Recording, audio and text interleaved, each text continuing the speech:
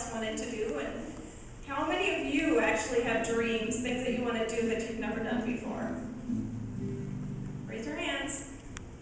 It's a lot of you, isn't there?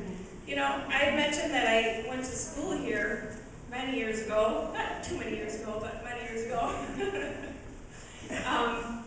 And I remember in 5th grade, I wanted to play basketball. And, you know, there were many people in my family that played basketball. And I said, you know what, I'm going to try out. So I tried out for basketball, and I made it. And I made it as an alternate. And does everyone know what an alternate is? An alternate is, just yell it out. What is an alternate?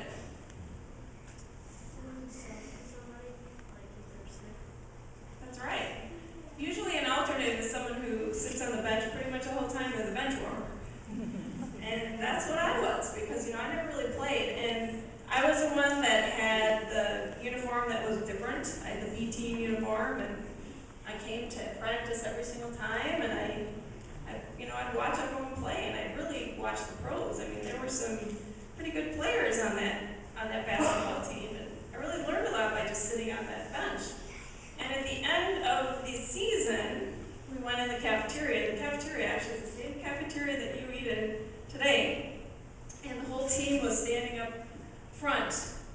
And I was on the end, and the coach was walking around and recognizing everyone. And she comes over by me, and she puts her hand on my head, and she said, "This is the MVP of the team."